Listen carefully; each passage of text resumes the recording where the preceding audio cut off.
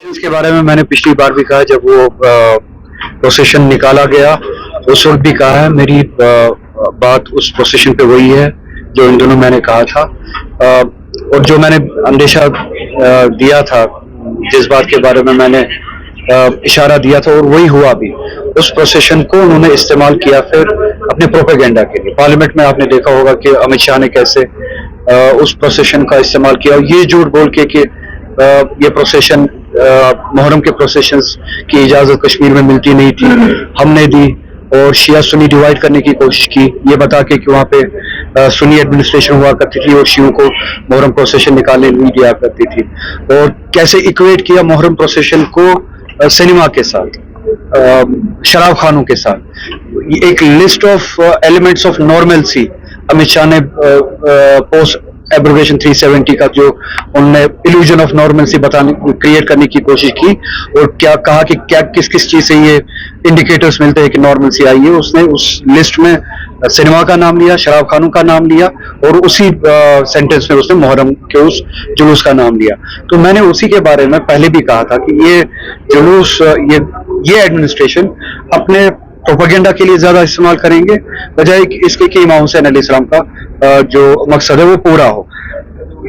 अगर वो इस बारे में मजहबी आजादी के बारे में सच्ची में संजीदा होते, तो जामा मस्जिद पे जो कदगने लगते हैं हर जुमा, ताले लगते हैं, इसी को जामा मस्जिद में नमाज पढ़ने नहीं दी गई, उसकी इजाजत नहीं दी गई, तो वो जामा मस्जिद भी आजाद होती, वो मुसलमान भी आजाद होता अपने दीन पे अमल करने, जिसकी लिंचिंग होती है हर रोज।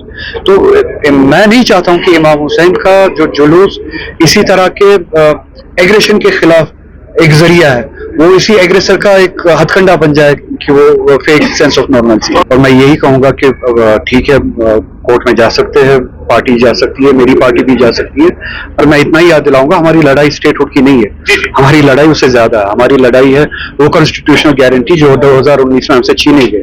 तो हमारी लड़ाई हमें भूलनी नहीं चाहिए। बीजेपी ने अपने इलेक्शन मैनिफेस्टो में भी कहा था कि हम स्टेटहुड देंगे, पार्लियामेंट में भी कहा था हम स्टेटहुड देंगे, लोकल बीजेपी ने भी अपने मैनिफेस्टो में कहा था कि हम स्टेटहुड देंगे। दूसरी अलाइड टीम्स जो थी बीजेपी की, वो भी कहते थे कि हम स्टेटहुड की लड़ाई लड़ेंगे। मगर नेशनल कॉन्फ्रेंस की लड़ाई स्टेटहुड की लड़ाई नहीं है।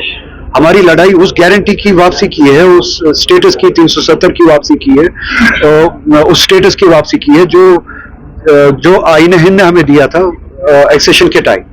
और हमारी लड़ाई जो डिसीजंस 2019 5 अगस्त को लिए गए, उनको रिवर्स कराने के लिए सीएम के साथ मैंने जो बातें की थी, उनके साथ इंटरेक्शन हुआ था, वो भी वेट कर रहे हैं कि ये डिसीजन कब वापस आएगा लॉ डिपार्टमेंट से, उसको हम देखेंगे। और मुझे उम्मीद है कि, मुझे तो लगता था इसी हफ्ते में वापस आएगा। जितनी इसमें जितना ये पोस्टपोन होता है, उतना स्टूडेंट्स के साथ ज्यादती हो रही है, उनके एग्जाम्स कंडक्ट हो रहे हैं। तो एग्जाम जितना जल्दी ये पॉलिसी वापस आए लॉ डिपार्टमेंट से, इसको इम्प्लीमेंट करे, रैशनलाइजेशन को इम्प्लीमेंट करे, उतना स्टूडेंट्स के लिए अच्छा है।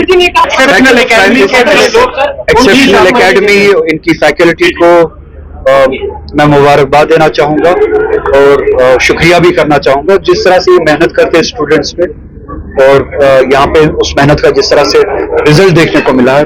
आज भी कुछ एस्पिरेंट्स थे जो शायद इस एकेडमी से जुड़े थे और उन्होंने एग्जाम्स क्वालिफाई किए, नीट के भी एग्जाम्स क्वालिफाई किए, सिविल सर्विसेज के भी एग्जाम्स क्वालिफाई किए।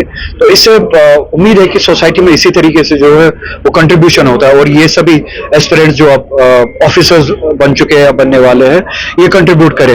तो इस एकेडमी का भी मैं शुक्रगुजार हूँ इसके लिए कि ये जो ये मेहनत करते हैं, जिनकी मेहनत के नतीजे में इस तरह के एस्पिरेंट्स और एस्पिरेंट्स के बाद फिर जो ये क्वालिफाई करते हैं एग्जाम, सोसाइटी में कुछ ऑफिसर्स मिलते हैं या कुछ ऐसे लोग मिलते हैं जो कंट्रीब्यूट कर सकते हैं।